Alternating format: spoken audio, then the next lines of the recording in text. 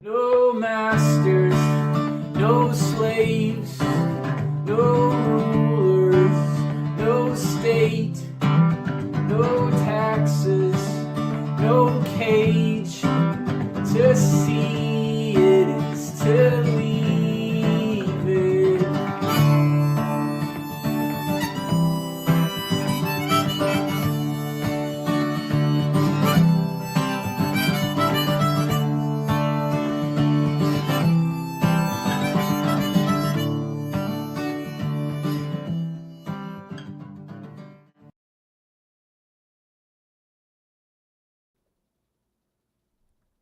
Voluntaryist Academy is an educational platform dedicated to the principles of non-aggression, self-ownership, and the ethical philosophy of voluntarism.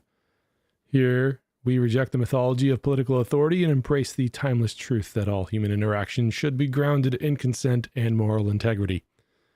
Through rigorous study, in-depth courses, and accessible materials, Voluntaryist Academy equips individuals with the tools to critically examine the foundations of coercive systems and to replace them with voluntary, peaceful alternatives rooted in natural law. So whether you are new to these ideas or looking to deepen your understanding, Voluntaryist Academy provides a structured path to intellectual freedom, ethical consistency, and personal sovereignty. Welcome. Explore the curriculum, challenge false assumptions, learn to live free. I'm James Cordiner, and tonight we're going to be hosting a guest. His name is Jefferey Hann, and I've been talking up Jefferey Hann's work for quite a while. But before we get to that, I want to show you his website in a moment. Go to voluntaryistacademy.com, please, and consider signing up to the newsletter. And that way you can stay in touch with me in case this channel gets nuked off of YouTube. It could happen at any moment for any reason. You know, I don't read these terms of service. I just come here so I can, have fun on YouTube. But if you want to stay in touch with me and hear from me, then sign up to the newsletter.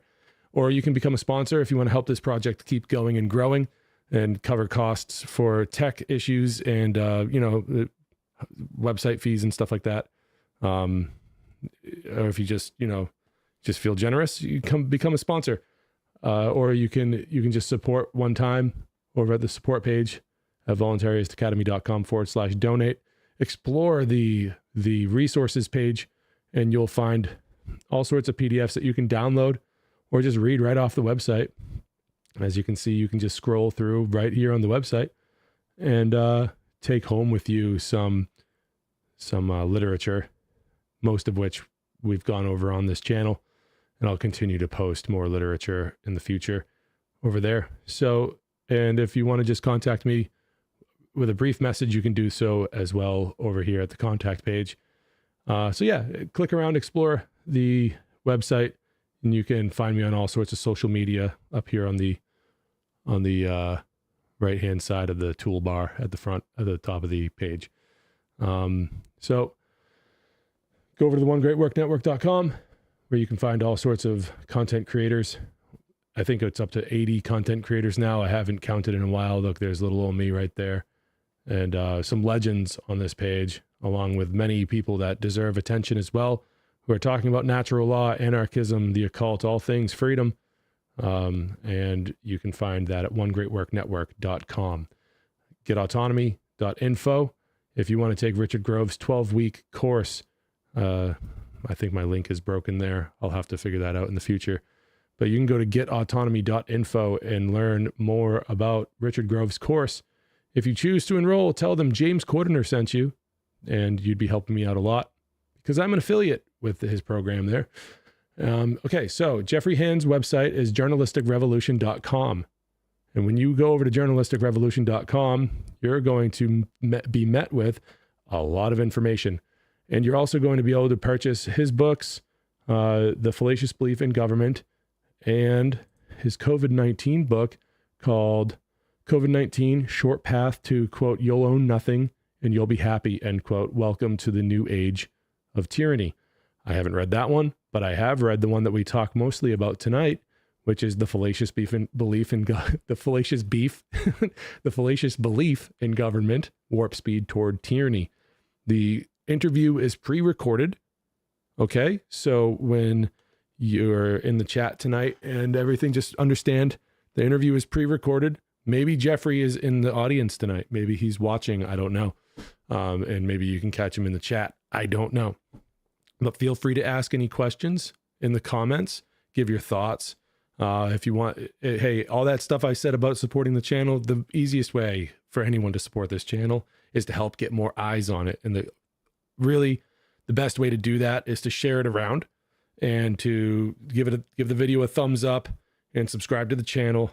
And in doing so, you will be teaching YouTube's algorithm that my content is worth viewing, and that the interviews and the readings that I do on this channel are worthy of other people that aren't subscribed to see it as well. So any way that anyone can help get this information out, I really appreciate it. And yeah, and so next week, 1 week from tonight, I'll be finishing up the End of All Evil series. And then after that, we'll see which path we go down. So drop a comment, get in the chat. I'll be in the chat. And until then, hey, I've only been here for a minute live tonight, but I still love you all. And I hope you guys really take in what Jeffrey shares with us in this interview, because I certainly enjoyed it. So go over. All the links for Jeffrey are in the show notes, by the way. All his social media, like Instagram and Facebook, and I think even his YouTube channel.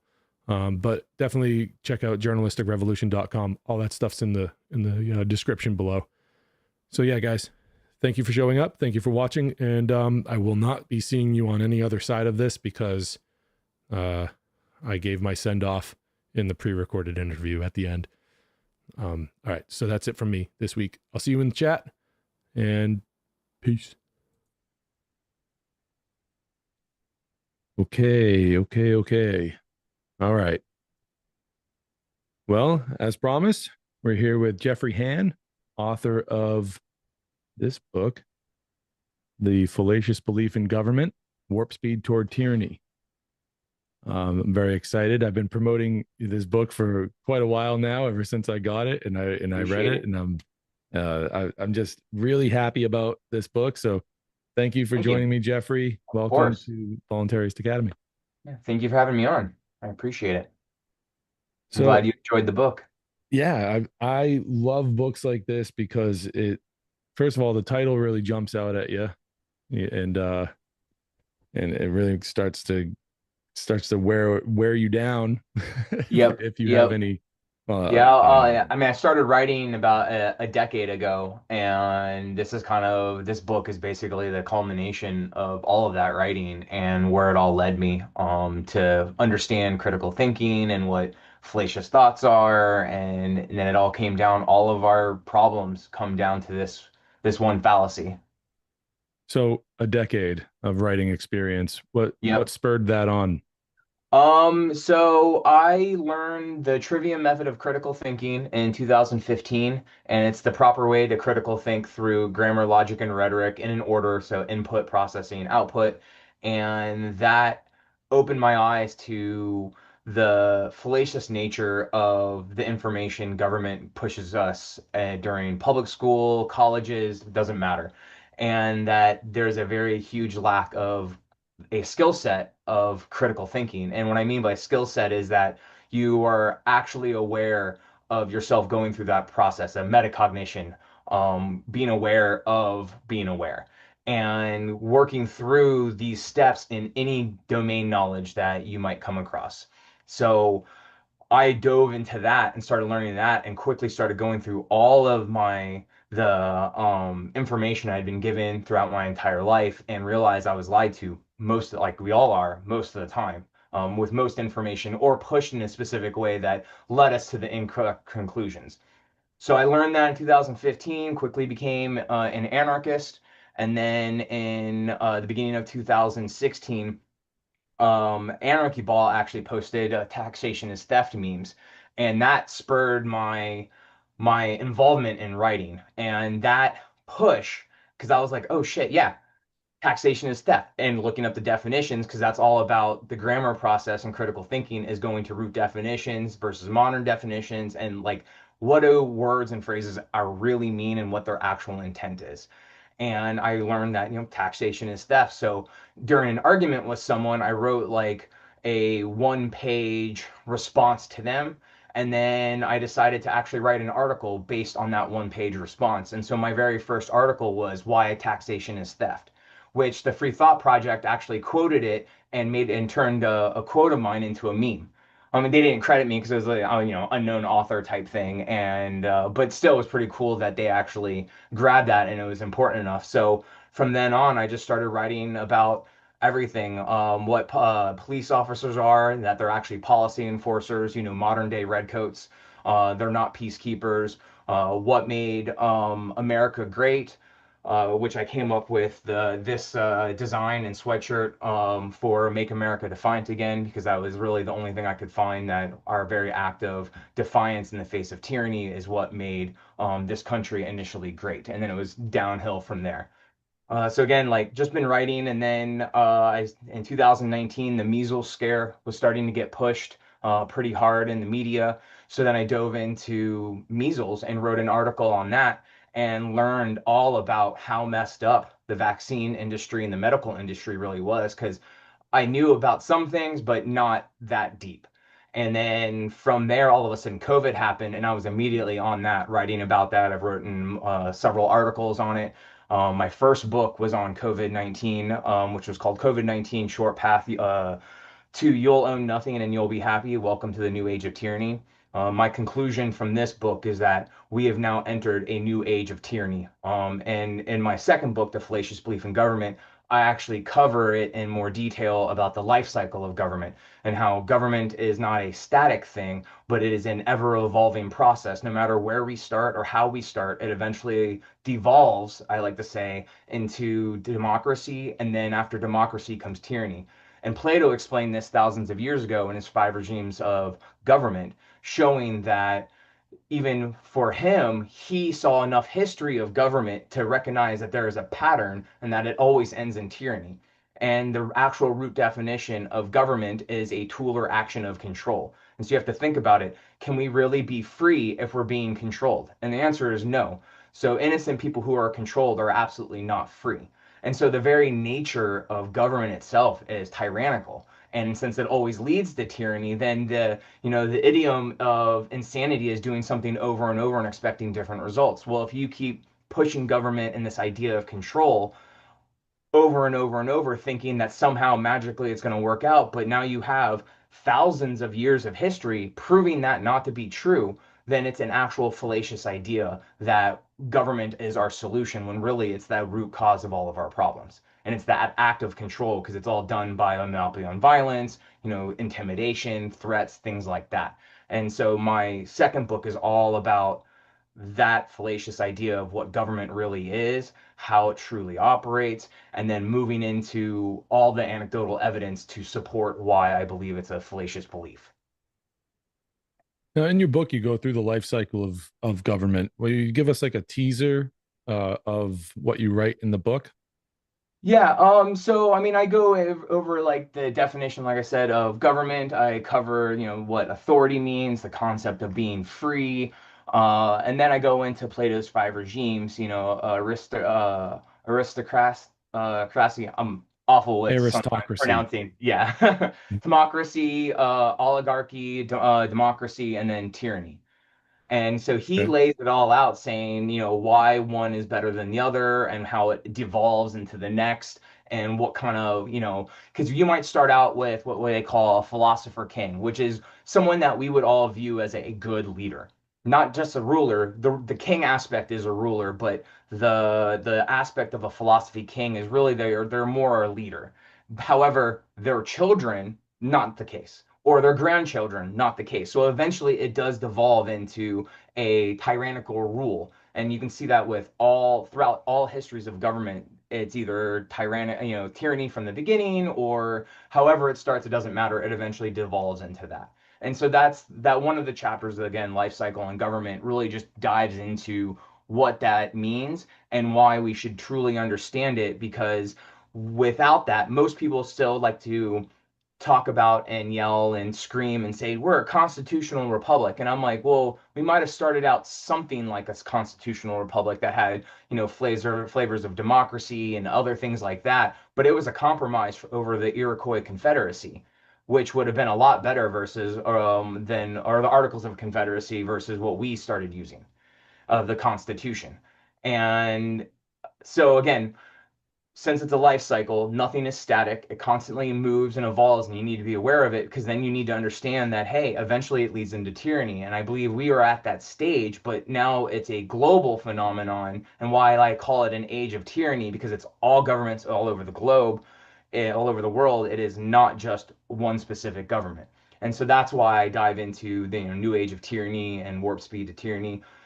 The thing we have to remember is that after tyranny comes revolution, like real revolution, not anything that the government's going to televise or push. Because if mainstream media and the government is pushing something or discussing it, it's not real. Because real revolutions are absolutely not televised. Real revolutions are violent. There is bodies stacking up on all sides. That is a real revolution. Not what they like to call an insurrection that happened January 6th, that they like to keep deferring to, that happened years ago. Not even remotely close to an insurrection. No real fighting. One person died from an actual and it was that one lady, Abbott, I believe, and she tried to enter a truly secured area, not an area that they just let people in. And in a real secured area where people are authorized to put other people down if you enter illegally, then that's what's going to happen. However, they were all set up, they were let in by police and things like that, and it was all just because it's, scripted narrative of chaos so that they can push people as bad guys or, oh, we got to protect our democracy. Well, they already know that they're a tyranny. Some politicians are absolutely stupid, but not all of them. Some of them know, and they're just corrupt, immoral pedophiles, and so what we do have to remember is that after tyranny comes revolution, and then during this next revolution, we need to be cognizant of that and understand that to revolve just means to start over. It's just a circle, right? That's what a life cycle is. It's a never-ending process that goes around. So if we hit revolution again and we revolve back to an earlier form of statism, it's still statism. It still goes to tyranny. That right there shows the inherent nature of why it's a fallacious belief, because it just will keep circling over and over and it doesn't actually benefit us. What we need to do is evolve, not revolve. We need to evolve past the need of government, past the need of statism, and move into something more free where communities are built around natural rights. They're free and organized. They have facilitating systems that allow these organizations to work together, or these communities working together. So, and what I mean by a facilitating system is something akin to like a property database where you have your actual property outlined and it is tied to your name, and you have that where I own property. I want to know that my property is secured and someone can't just come and take it. Now, I understand our nature is the government can absolutely just come and take it and I can't do anything. And so that's just like, even if we had pure anarchy, there might be people out there that are, a gang of criminals that come in and want to take your property. But at least for a civilized society that is based around natural rights, we would want some type of system in place that allows us to go, yeah, no, you own that property. Yes, you are this person.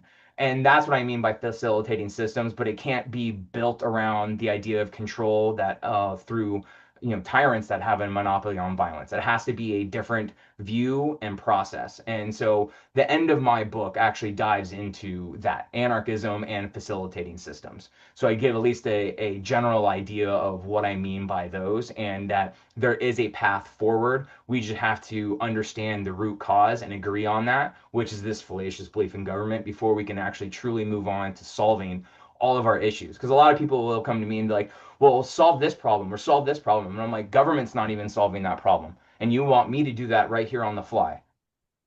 But it's because they still hold on to this fallacious belief and they don't run a real discussion or even entertain the idea that they could have been wrong their entire life and move forward correctly. And so that's the hard part, is trying to get people on board with this idea and to truly understand what I mean by that. Typically, though, when I talk with people one-on-one, they understand and they can agree, but it takes a while to break down all of those biases and inherent contradictions and things like that that have been built up by government and public school and their parents who went through the same type of thing, their entire lives. And it's really hard to break that stuff down. And so that's really what the whole point of my book is to try to help smooth that transition and to get people really thinking about the future, because where we're going is not good at all. No, and we're getting there very quickly Yep. as well. And that's why, again, my second book, why I say warp speed toward tyranny, because we're now in that phase where tyranny is now starting to ramp up. And I've been Yeah. calling this out for years, that this was coming and that it was going to happen. And it was funny because the first time I was on the Free Thought Project podcast for my first book, they they actually didn't read my book, but we discussed it anyways, and they were hoping that I was going to come to them with some like happy shiny light at the end of the tunnel type of thing, and I was like, no, no, things are going to get way worse. I was like, I have no shiny light to give you, but I have a dose of reality that things are going to happen, and they're going to start to happen fast, and people are not going to know what to do, and it's all going to be chaos and confusion, and it's all done on purpose, and this is why it's happening. So, and this is where we kind of are, and we're starting to see it with the war, with other things popping up. I mean, I'm still calling for another pandemic, a real one, not COVID, which I believe was a live fire exercise to what's coming, and they were just basically live firing, exercising it to understand where their pain points were, where people were Right. going to fight back, what laws they could kind of establish now and grease the wheels, where they might need to change things in the future. Because all you have to do is look back how many Army field hospitals they stood up that never saw a single patient. And it's because it was all live fire. They knew that the mortality rate of COVID, and I'm going with the assumption that COVID was actually a real thing that they pushed, whether through the vaccines or released something in the air, but I believe that a real pandemic of like a 10 to 20% mortality rate versus the 0.02% COVID was is going to be released. And there's been talk that it would probably happen with, some terrorist attack that releases some biological weapon. But all of this stuff has already been created, and most likely would be like a bird flu pandemic. And now you see that Gates already started in December, that started pushing, December of 2024 started working on the bird flu mRNA vaccine.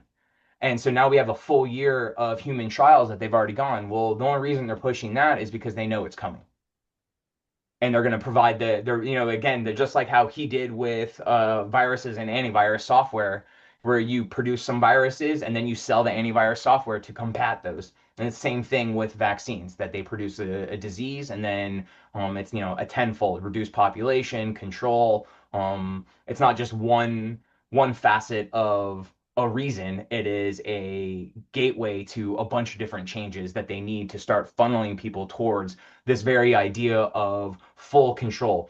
Digital landscape, everyone's tied to it, where they can shut down anything based on your social credit score, or even if you talk badly about, whoever's in charge at the time. And you're starting to see that a lot more now with laws and the things that they're starting to do on the books. Well, all right. So Gates, Yeah, I no, know. it's cool. It's cool, man. I love it. I love the energy. It's fucking awesome. Uh, all right. First of all, Gates is on record. Go poke around. I wish I could cite my source on this. I really do, but you can go poke around. Gates is on record being unhappy with the results of the COVID pandemic and saying, and I quote something to the effect. So I don't quote, but it's something to the effect of, if children had been more affected by the virus, we would have seen much more compliance out of the mass population of people. So that's something that we have to be kind of on the defense for, and to make sure that, we understand that these people are sick, and like that, so I want to ask you, now that we're in this kind of territory of conspiracy theory, Yep. we start out by talking about, liberty, and now we're talking about conspiracy theory.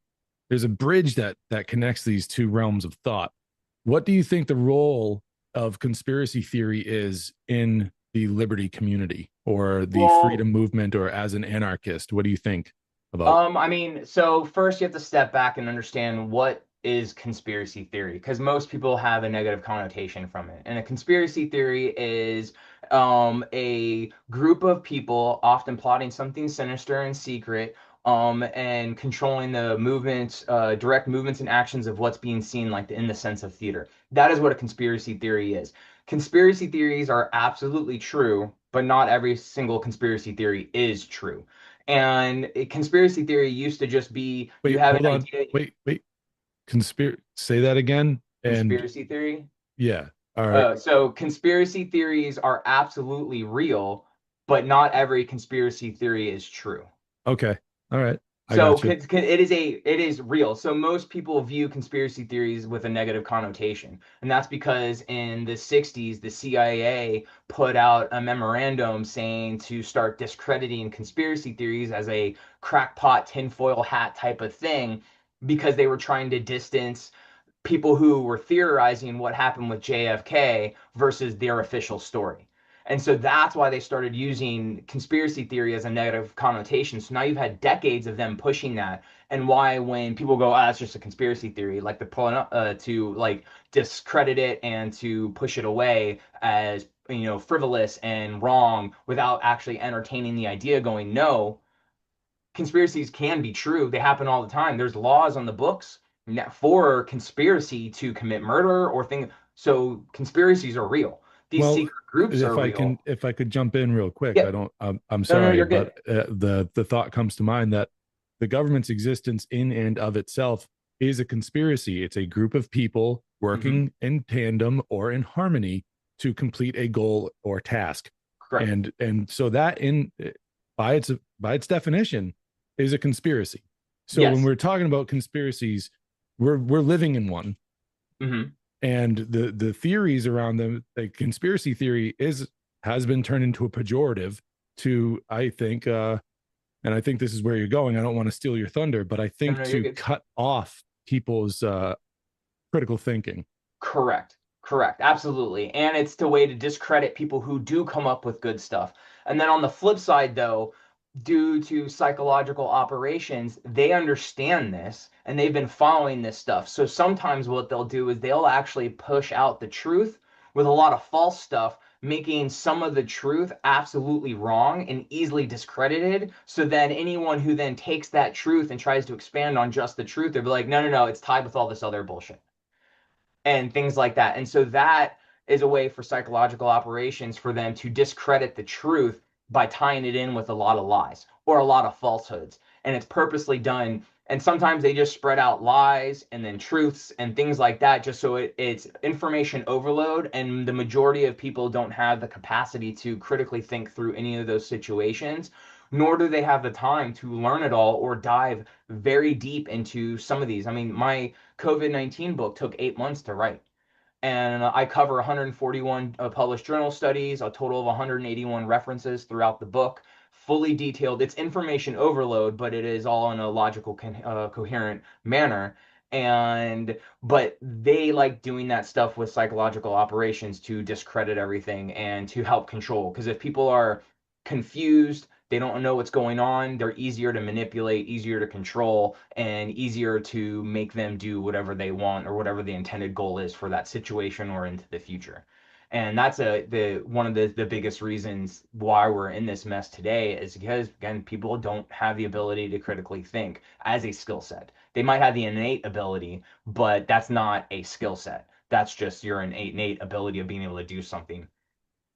Well, it's about applying the skill set. Really, Exactly. Yep. it's about taking that extra second before you react and saying, "Wait a minute, hold on, what's going on?" And just asking very basic questions. It's like can get you so far. Yep. And And it all starts with our public education. So over the yes, last 150 years, our public education system has migrated from what it used to be into this very monolithic idea, and it comprises of two systems. So it's the classical trivium, which is what the Catholic Church used to keep people in a body of knowledge, where they tell you what to think, how to think, what information, what words mean. They tell you all of that. And you see this in school, grammar school, elementary, middle, high school, even some of the colleges all kind of fit into this bucket. And so what that creates is literacy slaves, people who are smart enough to work, but not smart enough to think for themselves. Also, we adopted the Prussian education system. Now, the Prussian education system was designed after the Prussians lost against Napoleon, and their parliament decided that it was because soldiers were thinking for themselves.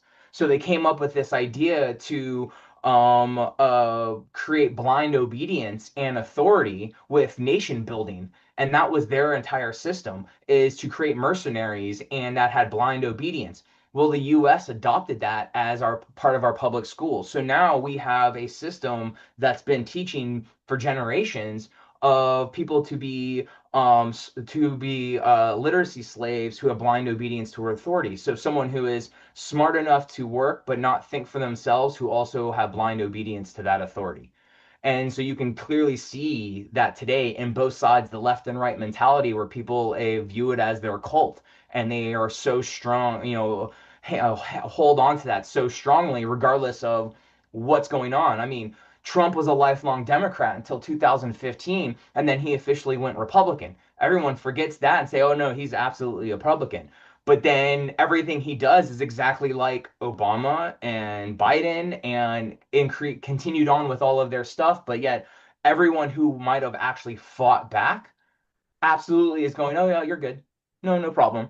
I mean, if Obama or Biden had done half the stuff Trump has done, the right would have been up in arms going to war. And now look at them. They're socialists. I was They're about to national say. socialists, because that's exactly what Trump is. He's a national socialist Democrat.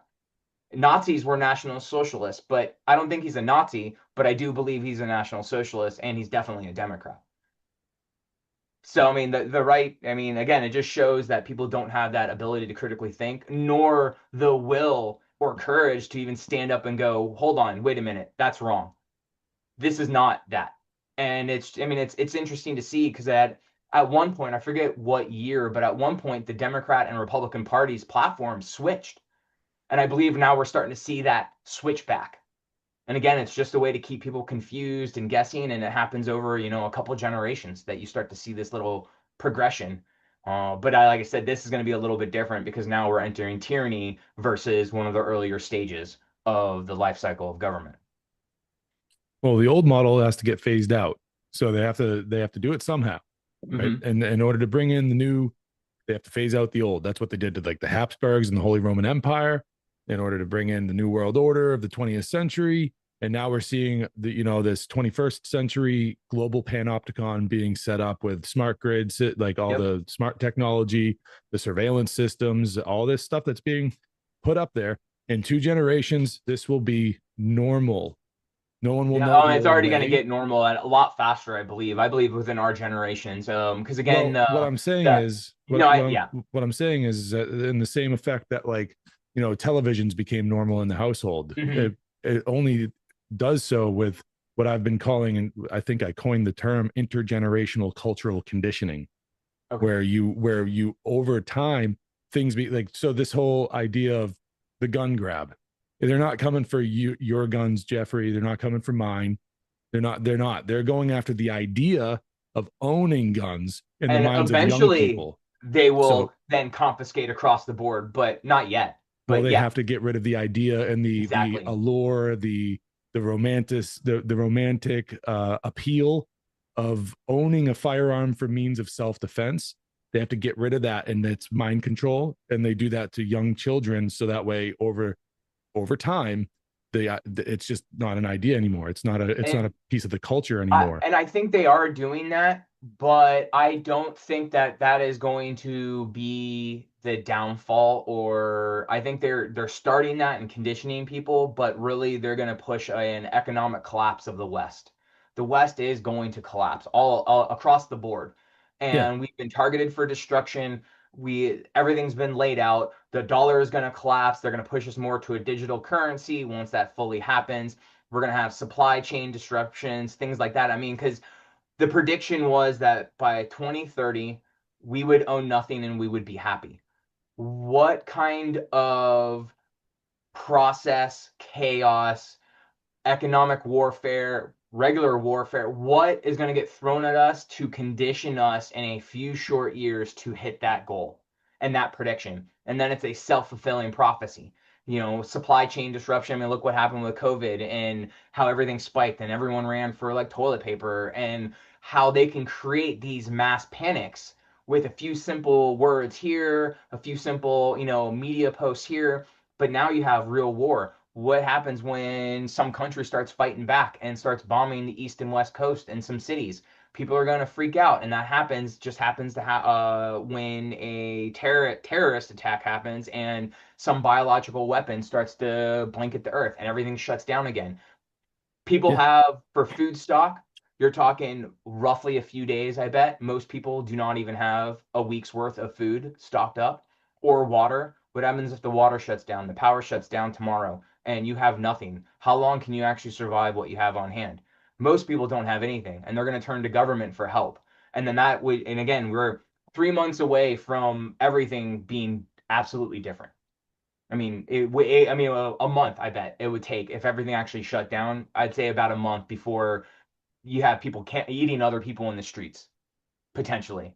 I mean, we have so many people and there's not enough food. And over the years, they've been destroying livestock, burning Yeah. down food processing places, and they're slowly building up this basically linchpin to where they can just pull the plug and everything collapses like they want, a controlled demolition. But it seems as a period of like chaos. Well, not to mention like depleting the nutrients out of the soil.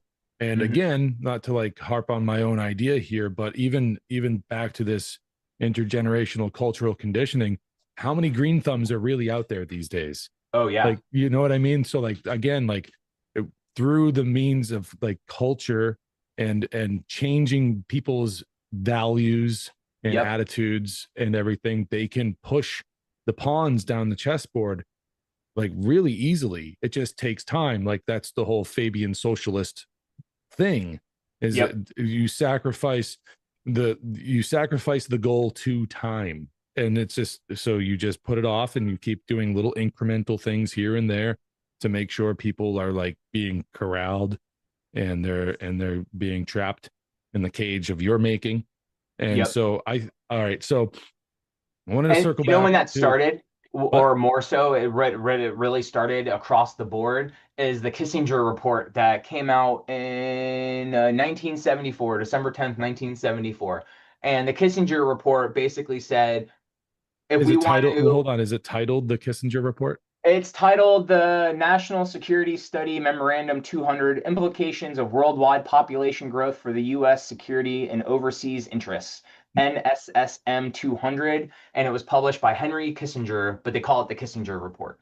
In So you can look up either one. 1972, you said? 1970. So December 10th, 1974 is 74. when it came out. And the United States National Security Council is the NSSM 200. So that report basically said, hey, for security purposes, for national security interests, we need to economically target, not just economically, but across the board, target third world countries that have overpopulation. Because again, the idea is that we are overpopulated, and if there's more of them, they can come at us. And so the report is, how do we handle those type of things? But it cautioned that whatever you do to them, you have to also do to us, because it will seem that you are pushing and targeting these third world countries. And so, but if you do it to yourself as well, now you're just pushing policy across the board and you're not targeting anyone specifically, even though you really are. But then you now see, you take all of the stuff that they have in this report and you see it's absolutely being done to us. So for decades now, the government has absolutely been targeting us and making things worse on purpose because they are also doing it overseas. And it was all laid out in a report. But again, most people, they don't have time to read or find it or even know about it. And they can't connect the dots to what's going on currently with that. I mean, the masses have a very short attention span. I mean, you see it now. The second Iran war started, the interest in Epstein evidence and the case and what's going on with it dropped by like 95%. And most people now are just focused on Iran or whatever else they might push and not really care about Epstein anymore. Even though the people pushing this war are buddy buddies and all circle, all in the same group, and there's a ton of pedophiles in that group. I'm sorry, I think everyone should be just considered a pedophile at this point.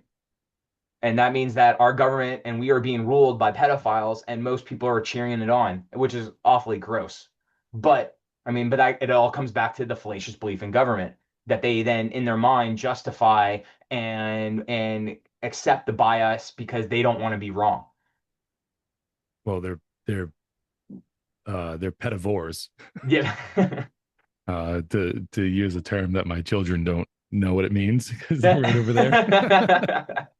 But yeah, Right. yeah, 100%. So what you basically what you're saying is, Jeffrey, is that um, conspiracy theory to the liberty community is a pathway to understand the extent to which government will go to in order to secure their rulership over you and to continue making you into tax slaves. Yes, to circle it back. Yeah, sorry, I didn't do that, but No, the wait, with you the liberty did. community, that there is actually a lot of sadly, there is a lot of status in the liberty community who feel like they still need a government and it's just their form of government because they're holding on to that fallacious belief, not realizing that it doesn't matter. You're still supporting this evil system. Right. And the idea of conspiracy theories is all anecdotal evidence to why we should not trust government at all. At any point, they might be telling you the truth, but their intent is to mislead and control you. It is not to help you. It's not to protect you. The Supreme Court has multiple times stated that government has no duty, no government agent, no government has a duty to protect and serve innocent people. Their only duty is to protect and serve those they have under physical restraint, so criminals. So really the idea of criminal to a tool or action of control really should only be applied to people who violate the rights of others. So true criminals, no victim, no crime. That is where I draw the line on where government should be, because there should be some form of justice, restitution to help, a facilitating system like that. But it can't be applied to innocent people, or you get into this tyrannical aspect. And so Yeah. there is a gray area that has to actually be flushed out and discussed, among people to really figure out how that would operate and look.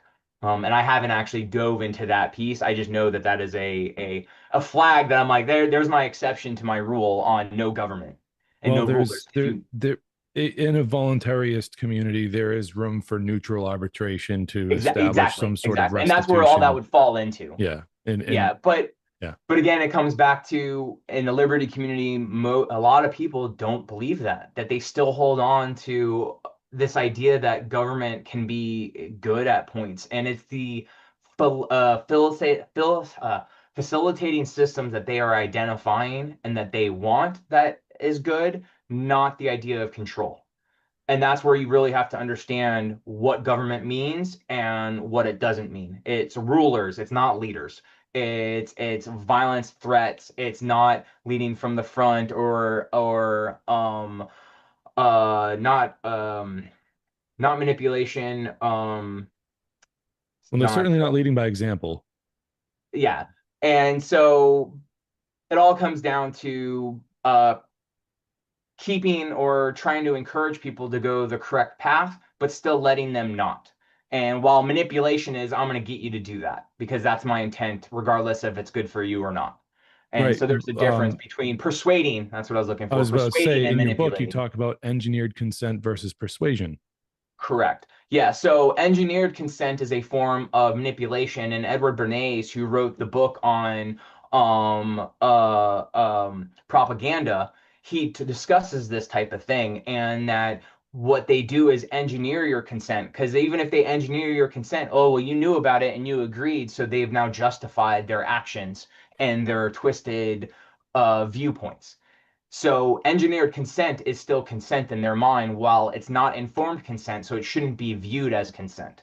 Can I And ask you a question, sure, real quick? Can it truly be a voluntary decision if it's done under engineered consent? no, absolutely not, because you're not making an informed decision. To be voluntary, you need to be presented with all of the facts, free from manipulation, force, threats, all of that bribery, all of that should not exist. Then you can make an informed decision. Then it can be a voluntary aspect, a So, voluntary choice. so under given those circumstances and under that criteria, how often do you see voluntary decisions being made, and the population of at least And this not at the country. high level, but definitely like interacting. Like, hey, you want to go see a movie? Yeah, what movie do you want to go see? Well, this. I'm not really sure I want to go see that. How about this one? Right. Well, let's Right, this of third one. course. That Like is a what toppings on your pizza do you want? Like, exactly barter and trade. Hey, I have this. I want to sell this, and you're going to give me this, and without a cash, medium or some type right. of currency medium. So there is a way to barter and trade. There, But what about on a little bit of a higher level, like a yeah. little bit Once more when the stakes are a little bit higher in the decision making process? Like, how often do you assess that those decisions are being made voluntary, given the criteria of engineered and consent versus informed consent? And so that where it comes down to the actual underlying architecture of said system. So your laws, your rules, your principles, they all have to be grounded at the highest level, should be your natural rights. Life, freedom, property. I don't say liberty because liberty has a connotation with government, and there's a history in that I've dove into in one of my articles. So I like to say freedom. Life, freedom, property. Those are your three natural rights. Because with those, you have the right to labor for someone else to get something in return because you are trading your labor for whatever you want back. And it's what, so you have a right. So, the idea of property, the it means capital. So your capital is your property. You have a natural right to it because you labored for it. You found some wood, and, some sticks on the ground. You whittled something. You have Sure. now made something. Now you have property, and that along those lines is why property is a natural right. That you can have a home, a shelter that is yours to keep because you have maintained it, you have updated it, you have cleaned it, you have made it yours. So it is your property. So that's why we have a natural right to property. I mean, you can even see this with in the animal kingdom or other animals, birds, bears, they have their homes that you encroach on them, they might attack you. They might try to defend themselves. So you have that, you can see natural rights being applied across the board, even with other animals. And the idea that they can defend themselves, that they have a, I mean, I do I do tap natural rights and how I defend them at humans. And I might do that with some animals, but it's just humans because trying to get people on board even just with natural rights, it's hard enough versus then diving into because then how do you discuss on, well, if you have cows and you want meats, people can hunt. I think hunting is fine. I don't think it is a violation because you're using it to eat, to survive. But again, it's that gray area of, well, what do you mean? Where do you draw the line? And those things really have to be discussed per society and whatnot. But Right. And then a it gets a little actual bit, community should yeah. be built upon those rights as the start. And then all rules, any principles, any laws that you put on the books to help facilitate interactions that happen have to be pushed against that immediately, going, hey, does this violate any of these? And if it does, it can't be a law. Can't even go on the books. Shouldn't even be allowed. Just because it should be a check immediately, does it violate life, freedom, property? Then once you have those, that's how you establish more laws that help interact and help society function together. And because again, we're all individuals, we all different cultures and things like that. And that can all stay and exist as long as we move away from this fallacious belief in government. But to really get there, we need a collapse. Everything has to collapse because that's part of that revolution is that things start to break down, and then during that we can find and build something new. And so I'm a collapsitarian because there's no fixing this system. There's absolutely no no matter what, you can't vote your way out of it. Slaves cannot vote their way to freedom. It is fighting back. Yep. And fighting back means that you're fighting back physically, not just with words, because the government will absolutely fight back with bombs and they don't care. They don't care about killing you. But to think that you can peacefully cause change is a fallacy on its own because to fight bullies, it's not just sitting there and taking them, beating you to death. It's fighting back and standing up for yourself. And as a society, we're not ready for that yet. We have to get to that breaking point. And that's going to come during a collapse. Now, I believe they're going to purposely collapse the West and they're targeting it for destruction. And then the East will kind of filter and kind of take over as the main cultures And because if you look at how their societies are built, most of them have already have that blind obedience ingrained in them. They don't have a basis like the US does, where we still value freedom and rights, supposedly, with because we have weapons, the Second Amendment. So we still have that idea in there, while that idea has been flushed out in a lot of other countries. So you have to see to and then to really fight against the US when there are so many guns on the street, how do you fight back from that? You can't. So the easiest way is to poison it from the inside and let it collapse and then come in and take over. Because then most of those guns don't matter because most of the people are gone. And I believe that is our path moving forward and what we're going to see coming up, because that's the way I would do it if I was going to take over something. You'd take it from the inside and you don't even have to fire a bullet. I mean, look at what Israel's doing. They took over our government during Reagan and basically just showed him like, hey, you keep messing around, we're going to kill you too. Look at what we did with JFK. And then Reagan was like, oh, okay, well, I guess I'm going to follow along. You have dirt on me now. And every president since then has had dirt on them and has been basically a puppet to Mossad and the CIA and whoever is actually pulling those strings. Well, it could be more presidents than just that. They could be That's where I in agree. different in different ways, shapes, forms. A lot of the American presidents have been manipulated, Absolutely. going as far back as Probably Washington. I bet even Abraham from the very Lincoln, beginning. Like George Washington, and oddly enough, a lot of that manipulation seems to be centered around the banking cartels that were in existence at each time in history, whether it be the First or National, taxes. I mean, Second look at National, Abraham Lincoln and his whole greenback movement and all the hubbub that caused. And so a lot of the even narrative Washington with the shifts. Whiskey Rebellion. Yeah, exactly. Yeah, the whiskey rebellions and everything. A lot of the narrative shifts in this country, the major events that turned this country from one direction to another. Oh man, that just seems just coincidentally be surrounded by a whole like money. It's all Yep. always about money and who gets to print it. Yep. And it's like, whoa, hold on a second here. You can't really have much freedom, singular freedom, as like an all encapsulating ideal instead of just freedoms, which is the only time something that is pluralized actually reduces it in size. So if you think about Right. it, so when people are out there going my freedoms, well, you're actually limiting the amount of freedom that you are letting yourself like be exposed to. I see it as a huge like weird. I had that weird thought like a long time ago. I'm like, wait a minute. It's like it's the weirdest thing where it's like it's Play on pluralized, but words. Yep. it's very awkward use of wordage. And so that's what I see with something that you mentioned about, the people with the 2A and everything. But what it comes down to is like getting back to the understanding of where that Bill of Rights comes from, the inspiration behind it, and like whether or not you want to go down the rabbit hole of like, well, it was only written so they could form a government. That's fine. I'm not, but it's a recognition of your natural right to own And weapons so in order to my defend yourself. caveat even to that is that so one of the chapters in the Fallacious Belief in Government is constitutional contradictions. Yeah. And it's because that the Constitution is written up to limit government. It's not to outline our rights. It's not to outline what we can or can't do. It's to limit Right. government from being able to come at us for whatever, because they knew government would eventually become tyrannical given enough time. And so they tried to outline a document that would keep that at bay.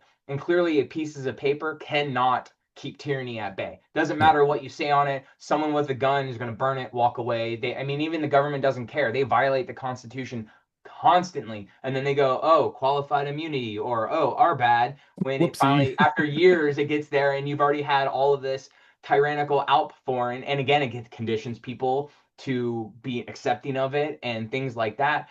And I always love to talk about. I talk about several amendments throughout the Constitution, but one of them is the was it the 13th or 19th? I'm Well, drawing the a blank. 13th Amendment Slavery. is the Yeah, 13th yeah. Amendment. So neither slavery nor involuntary servitude, and everyone loves to quote this as, yeah, the Constitution ended slavery. Again, but No. it says neither slavery nor involuntary servitude except, except is the key word, as a punishment for a crime whereof the party shall be have been duly convicted.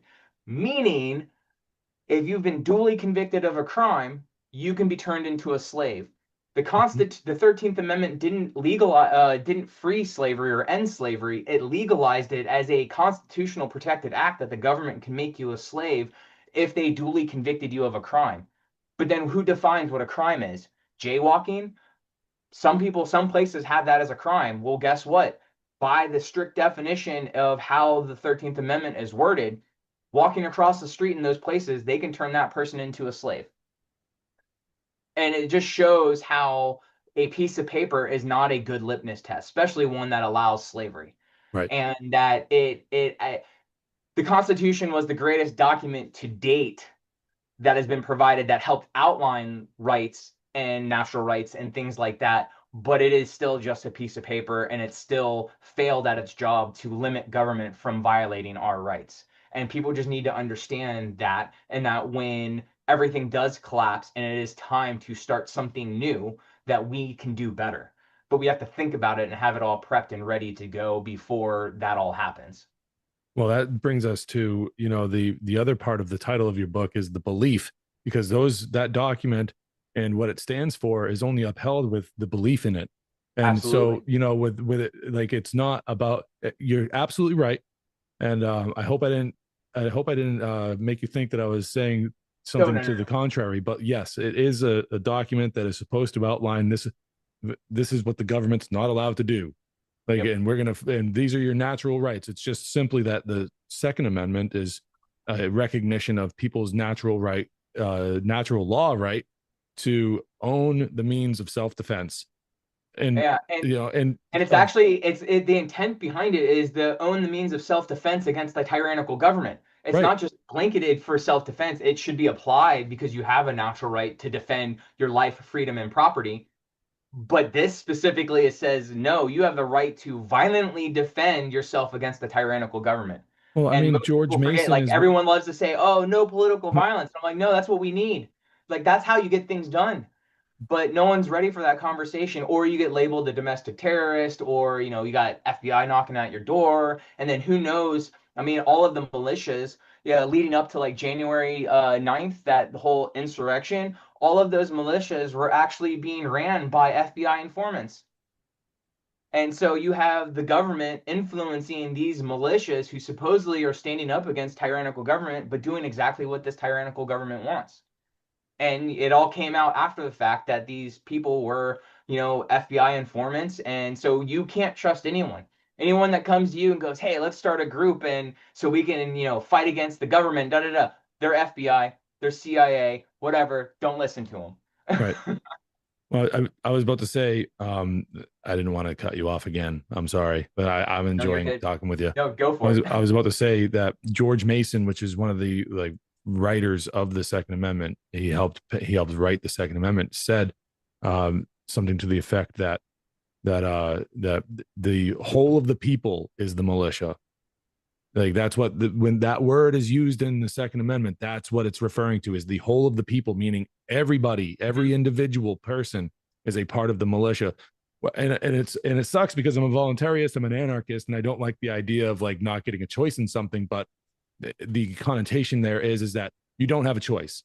Yeah. Like you're And a part of it. If it's your responsibility, then that's the other part of the whole, like, being necessary to, like, for a secure and free state, is yep, the no, whole of the and I people, and I the agree militia. with you You on know that. it. And I Yeah. spent I spent 6 years in the military. Half the time I was infantry, and the second half I did signal intel, cyber intelligence. But I'm very militaristic in mentality. Like I believe every man, woman, and child should pick up arms against an external threat coming to attack you, because it's no hiding men and women and children, but everyone should be picking that up and defending their lives because that is how Yeah. you survive. It's either you get wiped out or you stop the attackers. And if everyone is fighting back, they're not gonna. Most people are like, no, no, no, they're too much. You are not going to win.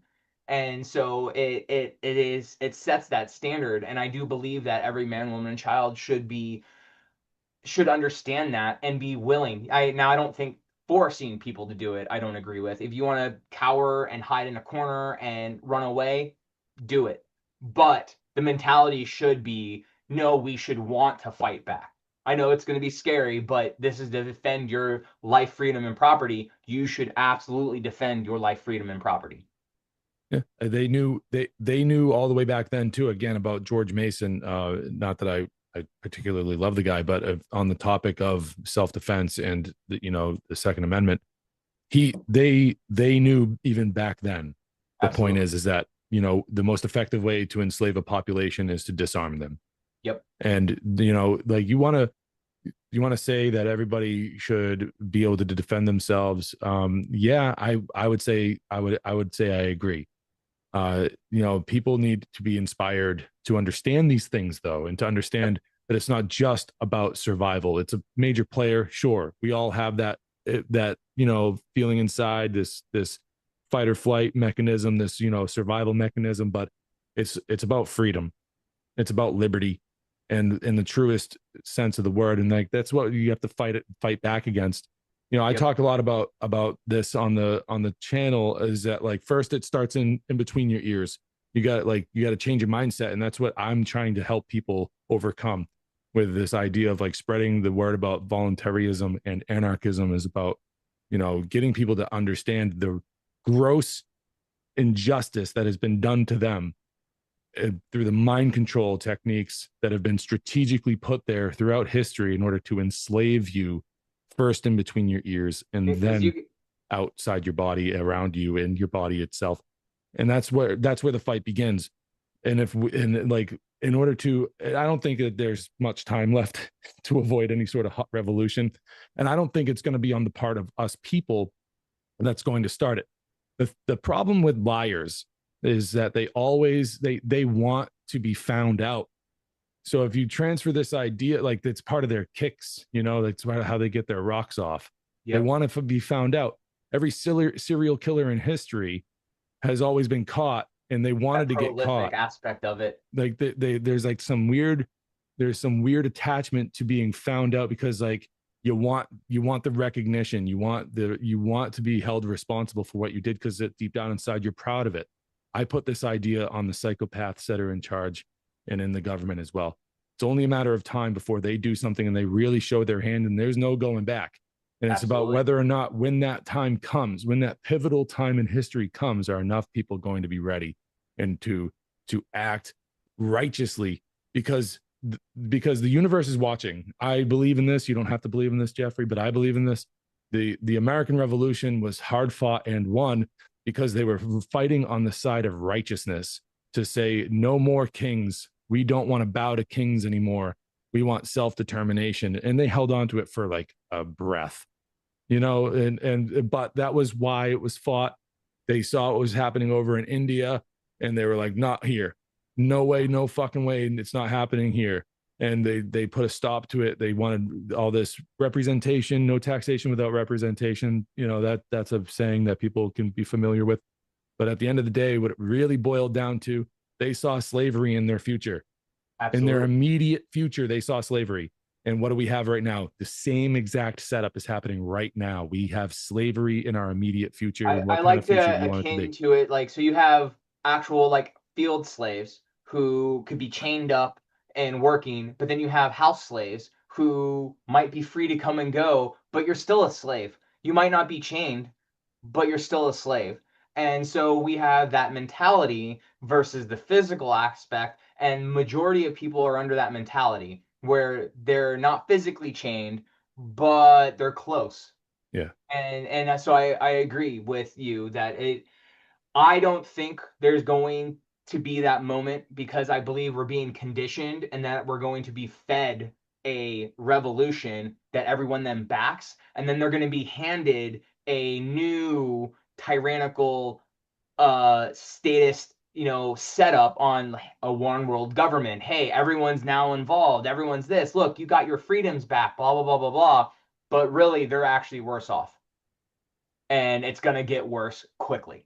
And I believe that's that next stage that we're going to see, is that they're just gearing people towards that type of thing.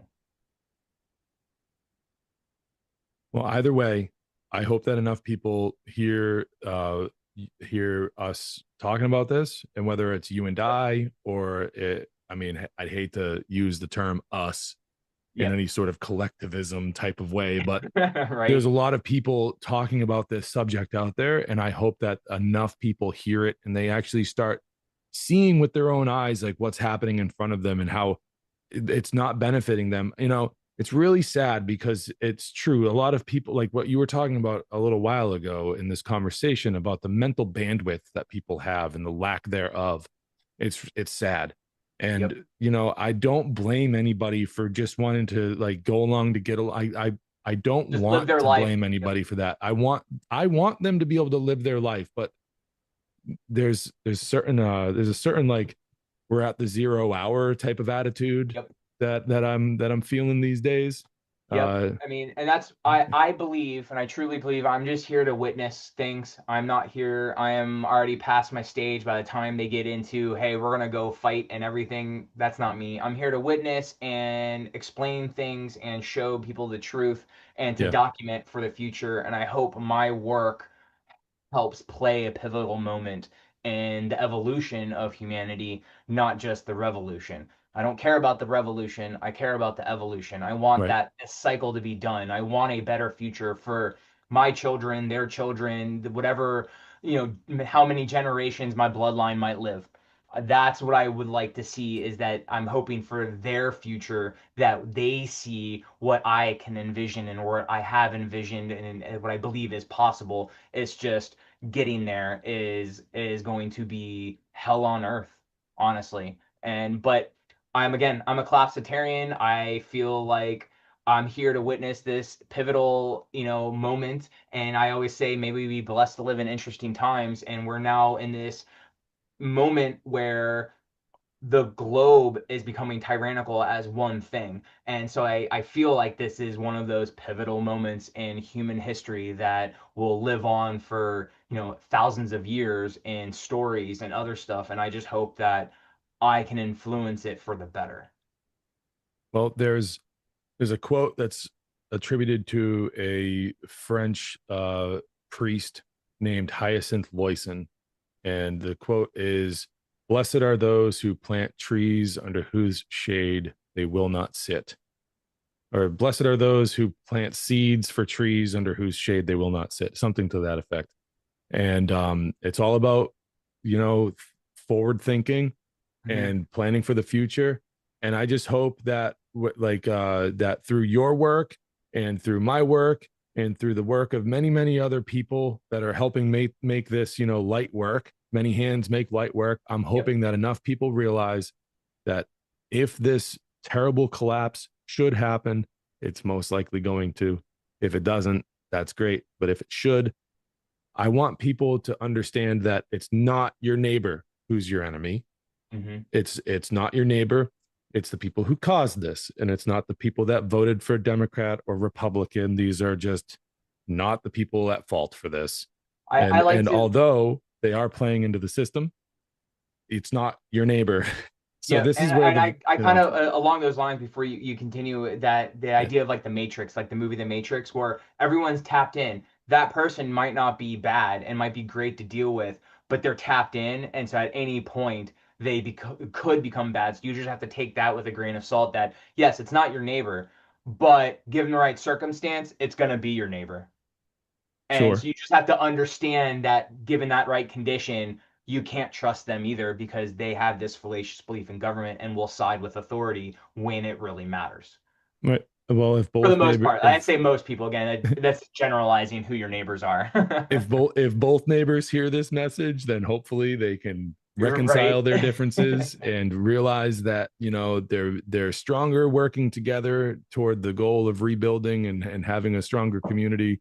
It's better that we work together, and that's Absolutely. right where the voluntarism comes in and the real understanding of anarchism comes in, and understanding that the real people who are your opposition are not the ones that live next door.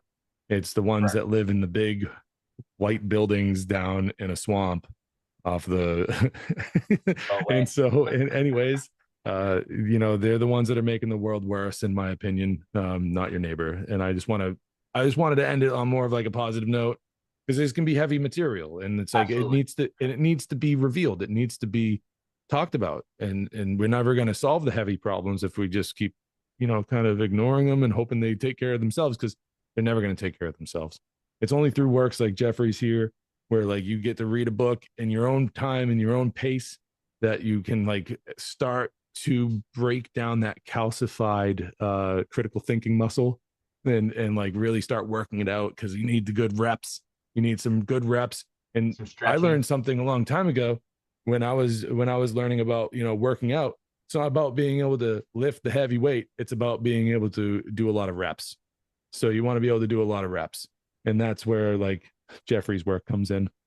And but you need to tell people where they can find this stuff. Yeah. So if you go to journalisticrevolution.com, that's my website. My books are available through there. You can go to Amazon. They're on Spotify, so they're in audio, they're ebooks. You can get physical ones. You can contact me directly through my site. I can do signed if anyone wants any signed, or you can buy directly from my distributor, or you can go through Amazon if that's your liking. But both of my books are available through the my website. I also do a weekly news analysis where I take the top, three news stories, and I say stories because I do from multiple locations and kind of generalize a topic. And typically, though, I do one that's just more like theater.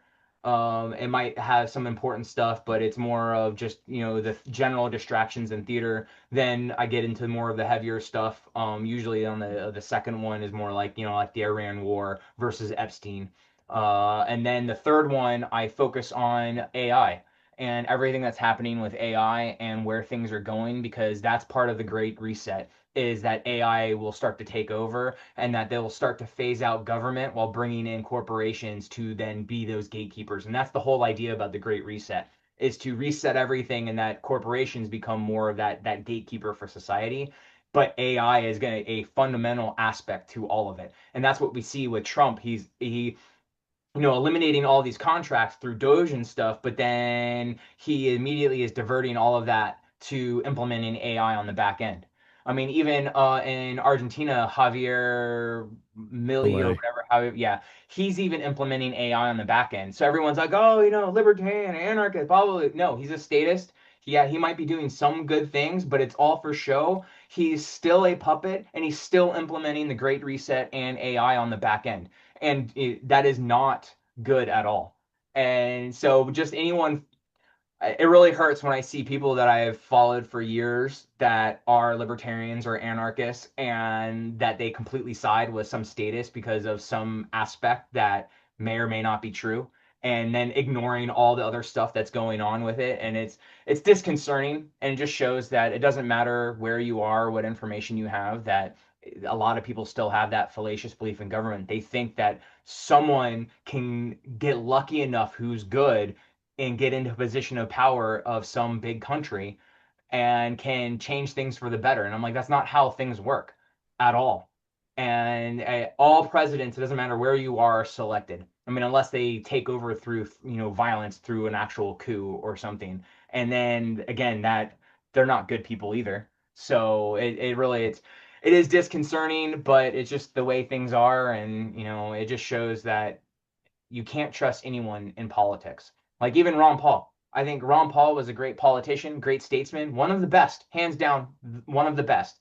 But he's still a statist. He still believed in government. And I still believe that that again leads to tyranny, regardless of what you want to think. And so we just have to, like, the next one up is what, Massey? He's the next closest person to Ron Paul, and then everyone else is way way down the list. Like I think I've not liked Rand Paul since 2012 when he voted against Ron Paul after Ron Paul got screwed out of the nomination. And so since then I was like, oh, no, can't trust him. He's going to toe the line when it matters. And you've seen that over the years. And it just again comes back to this fallacious belief in government. Can't get around it. No, you So cannot. again, you can find everything at journalisticrevolution.com. I mainly post on Instagram or X. You can find me. I'm linked to all of it. You know, Jeffery.A.Hann in Instagram or Jeffery Hann at X. I'll make sure that links to all those are in the description.